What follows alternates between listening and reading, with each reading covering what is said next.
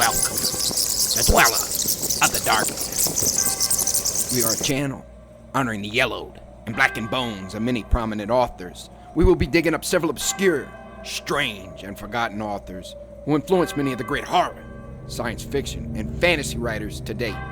Comment below if you like. If you have authors that you'd like to see recognized, list them in the comments or contact our author page. Subscribe for more tales of the horrifying, obscure, strange, and forgotten. We'll have quite a collection climbing out of the tombs.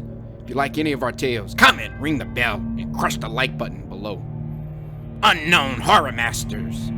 The Skull and Bones collection has risen from the grave. More beast to be released soon. Find us on Fiverr to raise 7 kinds of hell. Check out our other stories and our websites. YouTube, BitChute, Rumble, Dweller of the Dark. Official website, dwellerofthedark.com. Kindle Vella, new serialized novels and novelette. Weekly new episodes. Check out links below for Where the Wolf Dwells. The Curious Death of Dionysus Shall-Not. Our books and ebooks are on Kindle Amazon. Follow, support us on Twitter, Instagram, Patreon, Bandcamp. Dweller of the Dark. Children of Horror. The Graveyardrats by Henrykuttner. A gruesome fate befell the old caretaker of the cemetery in the horrible burrows beneath the graves. Weird tales. Old Masson, the caretaker of one of Salem's oldest and most neglected cemeteries, had a feud with the rats. Generations ago, they had come up from the wharves and settled in the graveyard, a colony of abnormally large rats. And when Masson had taken charge after the inexplicable disappearance of the former caretaker, he decided that they must go. At first, he set traps for them and put poisoned food by their burrows, and later he tried to shoot them, but it did no good.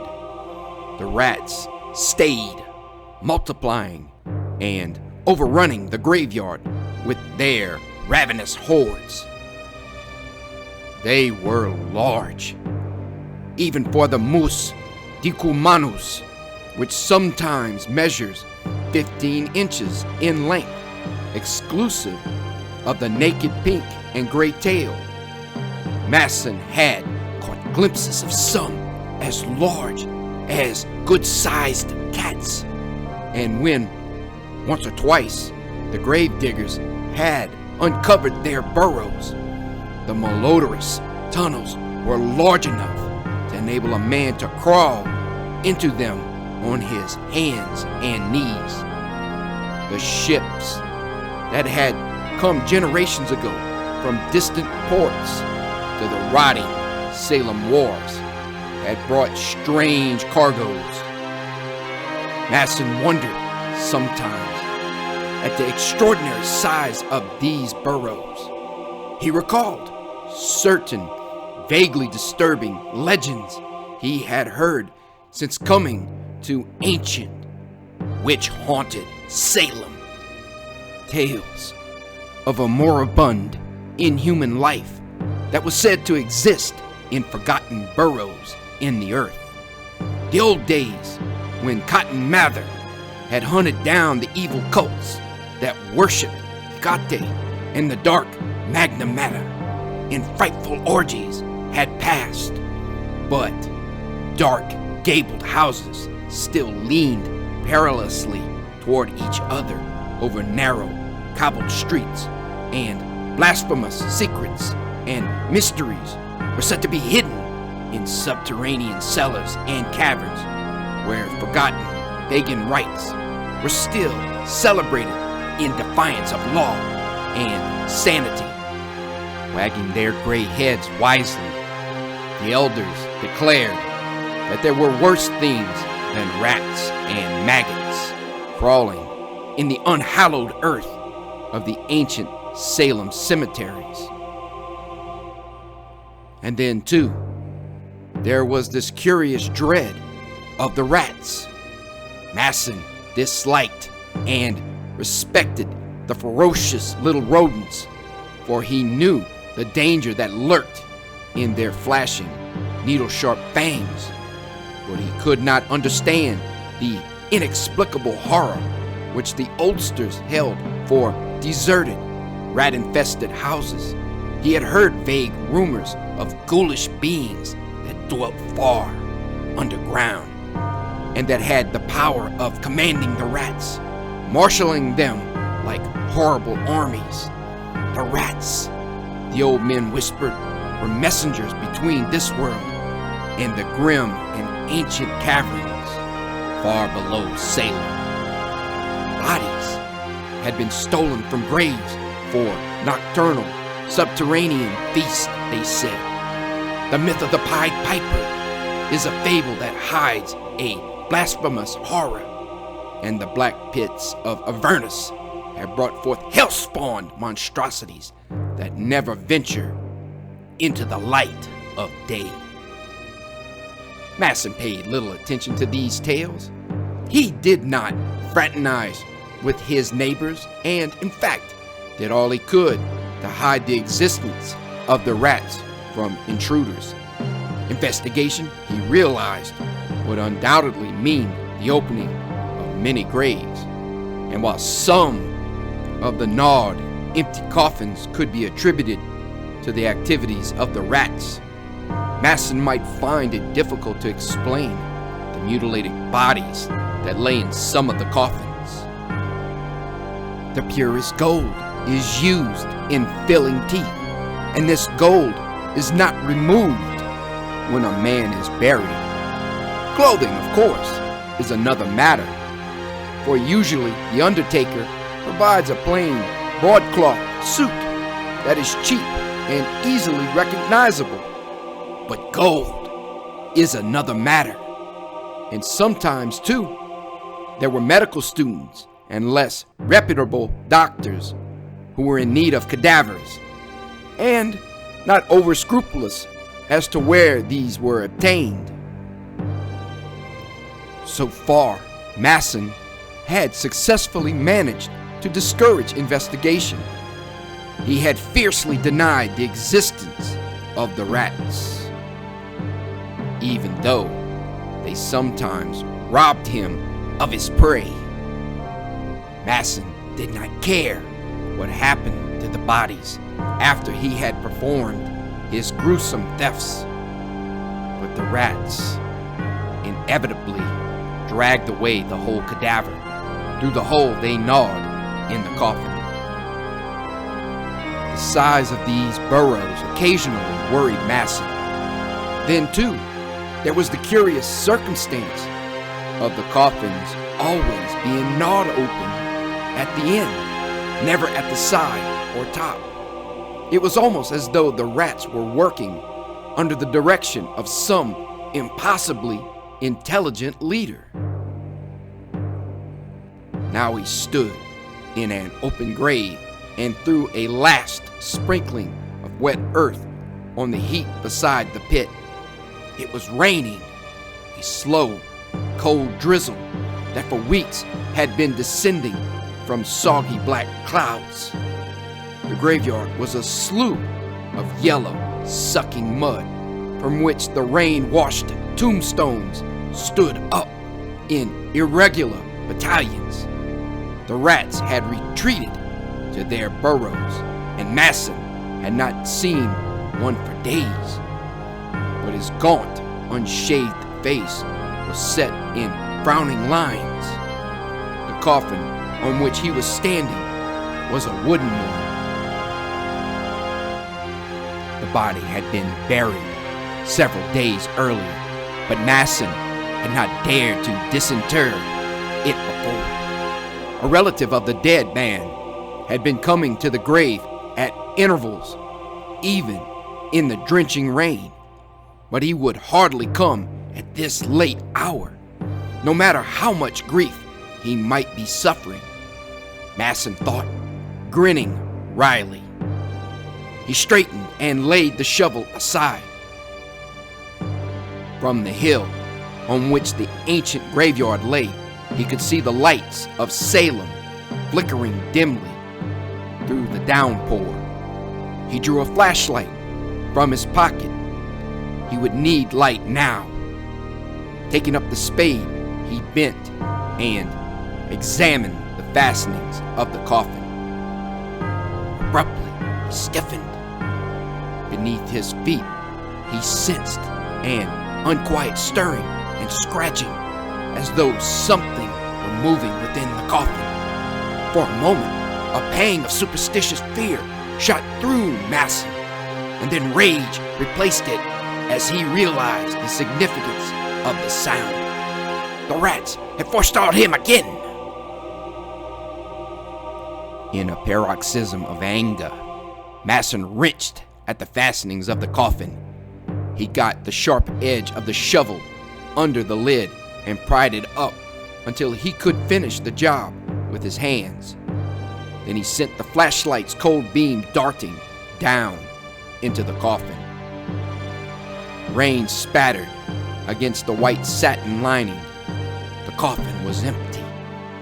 Masson saw a flicker of movement at the head of the case and darted the light in that direction.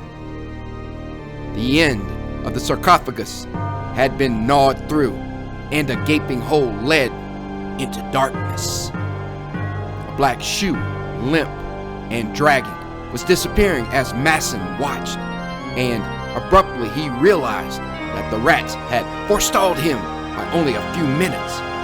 He fell on his hands and knees and made a hasty clutch at the shoe, and the flashlight incontinently fell into the coffin and went out. The shoe was tugged from his grasp.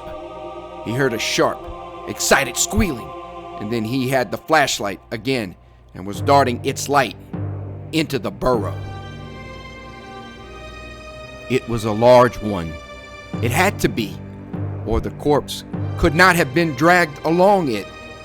Masson wondered at the size of the rats that could carry away a man's body, but the thought of the loaded revolver in his pocket fortified him.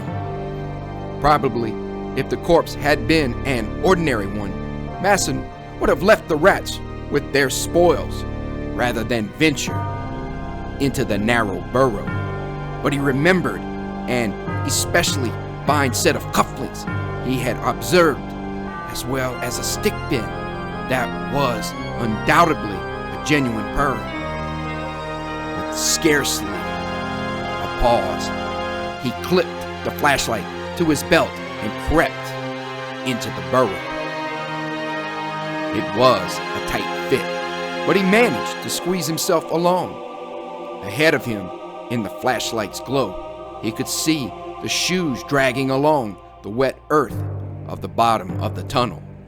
He crept along the burrow as rapidly as he could, occasionally barely able to squeeze his lean body through the narrow walls. The air was overpowering with its musty stench of carrion. If he could not reach the corpse in a minute, Masson decided he would turn back. Belated fears were beginning to crawl, maggot-like, within his mind, but greed urged him on. He crawled forward, several times passing the mouths of adjoining tunnels. The walls of the burrow were damp and slimy, and twice lumps of dirt dropped behind him. The second time he paused and screwed his head around to look back. He could see nothing, of course, until he had unhooked the flashlight from his belt and reversed it. Several clods lay on the ground behind him, and the danger of his position suddenly became real and terrifying.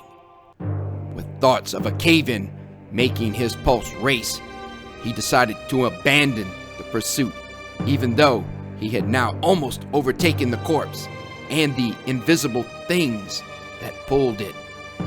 But he had overlooked one thing. The burrow was too narrow to allow him to turn.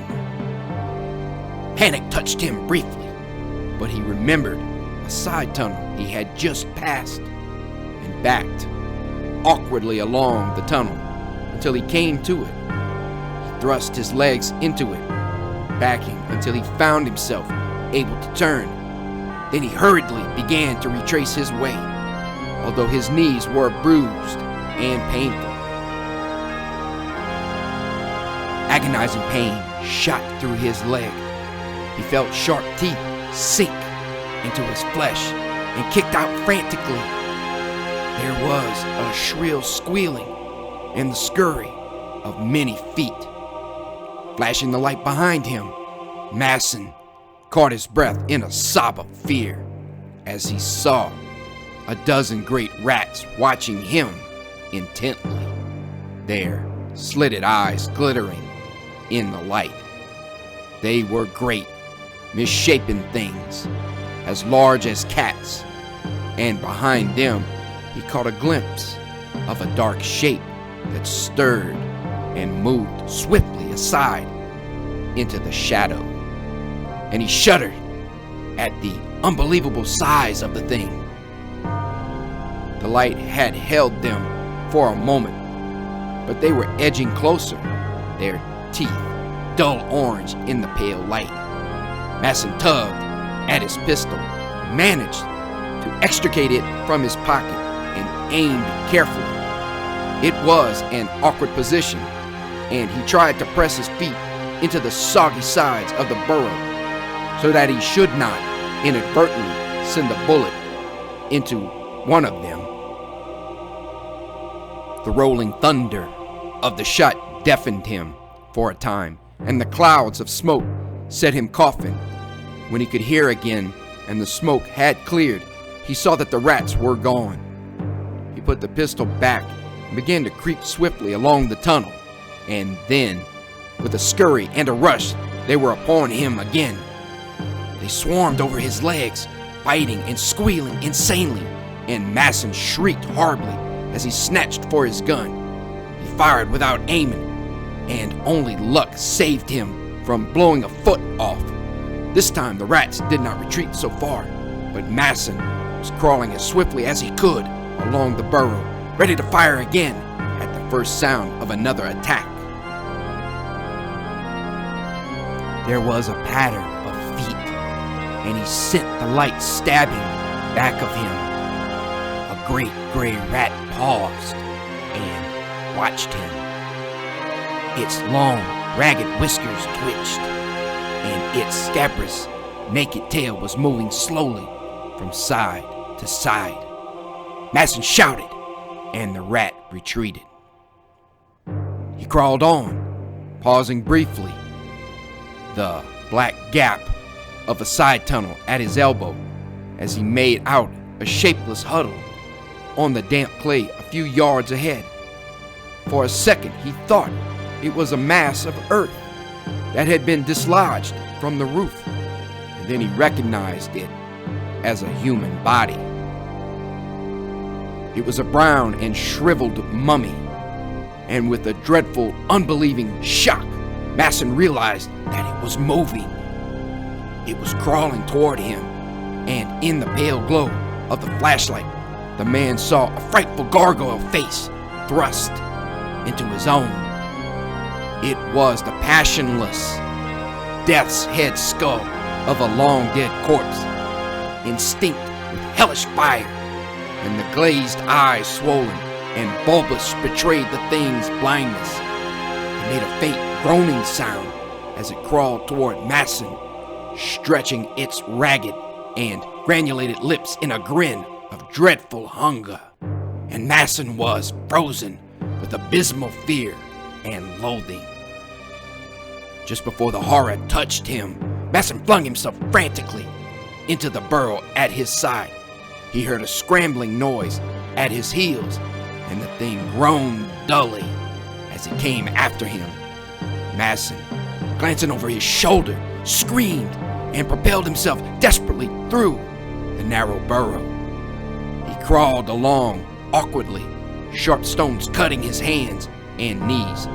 Dirt showered into his eyes, but he dared not pause even for a moment. He scrambled on, gasping, cursing, and praying hysterically. Squealing triumphantly, the rats came at him, horrible hunger in their eyes. Masson almost succumbed to their vicious teeth before he succeeded in beating them off. The passage was narrowing, and in a frenzy of terror he kicked and screamed and fired until the hammer clicked on an empty shell, but he had driven them off. He found himself crawling under a great stone embedded in the roof that dug cruelly into his back. It moved a little as his weight struck it, and an idea flashed into Masson's fright-crazed mind. If he could bring down the stone so that it blocked the tunnel. The earth was wet and soggy from the rains, and he hunched himself half upright and dug away at the dirt around the stone. The rats were coming closer. He saw their eyes glowing in the reflection of the flashlight's beam. Still he clawed frantically at the earth. The stone was giving. He tugged at it, and it rocked in its foundation. A rat was approaching. The monster he had already glimpsed. Gray and leprous and hideous, it crept forward, with its orange teeth bared, and in its wake came the blind dead thing, groaning as it crawled. Masson gave a last frantic tug at the stone. He felt it slide downward, and then he was scrambling along the tunnel. Behind him, the stone crashed down, and he heard a sudden, frightful shriek of agony. Clods showered upon his legs. A heavy weight fell on his feet, and he dragged them free with difficulty. The entire tunnel was collapsing.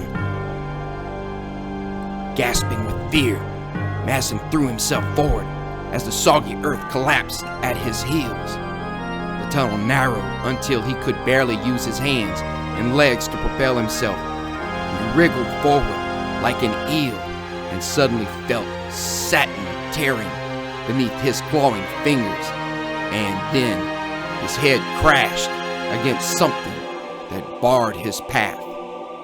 He moved his legs, discovering that they were not pinned under the collapsed earth. He was lying flat on his stomach, and when he tried to raise himself, he found that the roof was only a few inches from his back. Panic shot through him. When the blind horror had blocked his path, he had flung himself desperately into a side tunnel, a tunnel that had no outlet. He was in a coffin, an empty coffin into which he had crept through the hole the rats had gnawed in its end. He tried to turn on his back and found that he could not. The lid of the coffin pinned him down inexorably. Then he braced himself and strained at the coffin lid. It was immovable, and even he could escape from the sarcophagus. How could he claw his way up through 5 feet of hard-packed earth? He found himself gasping. It was dreadfully fetid, unbearably hot. In a paroxysm of terror, he ripped and clawed at the satin until it was shredded. He made a futile attempt to dig with his feet at the earth from the collapsed burrow that blocked his retreat. If he were only able to reverse his position, he might be able to claw his way through to air. Air! White-hot agony lanced through his breast, throbbed in his eyeballs. His head seemed to be swelling, growing larger and larger, and suddenly he heard the exultant squealing of the rats. He began to scream insanely, but could not drown them out. For a moment, he thrashed about hysterically within his narrow prison, and then he was quiet, gasping for air. His eyelids closed, his blackened tongue protruded, and he sank down into the blackness of death and the mad squealing of the rats dinning in his ears.